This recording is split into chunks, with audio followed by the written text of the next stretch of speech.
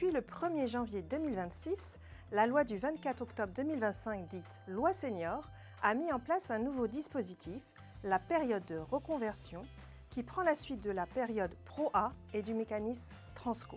L'objectif affiché est de simplifier et sécuriser juridiquement les parcours de reconversion, qu'ils soient internes ou externes à l'entreprise, tout en assurant un financement par les opérateurs de compétences. La période de reconversion a vocation à couvrir 3 grandes situations. D'abord, elle permet à une entreprise de recruter un salarié ne disposant pas encore des compétences requises en organisant sa formation. Ensuite, elle sert à accompagner une reconversion ou une promotion interne, notamment face à l'évolution des métiers et des compétences. Enfin, elle peut permettre une reconversion externe dans une logique d'anticipation des mutations économiques, technologiques ou organisationnelles, souvent liées à un projet de transformation de l'entreprise.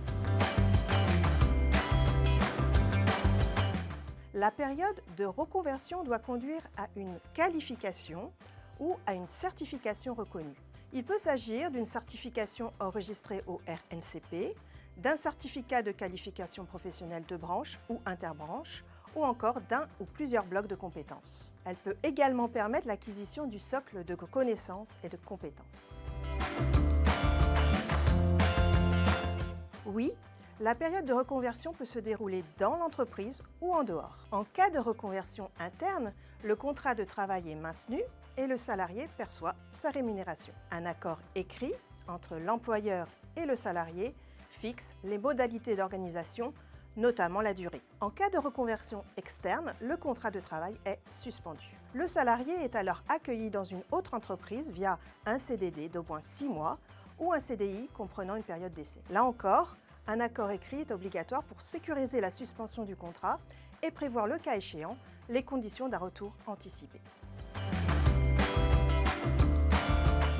En principe, les actions de formation durent entre 150 et 450 heures sur une période maximale de 12 mois, sauf cas particulier. Toutefois, un accord d'entreprise ou de branche peut aller plus loin dans une limite de 2100 heures de formation sur 36 mois. C'est donc un dispositif modulable. D'ailleurs, de manière plus large, les accords d'entreprise ou de branche jouent un rôle structurant, puisqu'ils peuvent par exemple déterminer les certifications éligibles, désigner des salariés prioritaires, organiser la prise en charge des écarts de rémunération et encadrer le recours au CPF. Pour les reconversions externes, la mise en œuvre s'inscrit souvent dans le cadre d'accords de GEPP ou de rupture conventionnelle collective avec des règles spécifiques selon la taille de l'entreprise.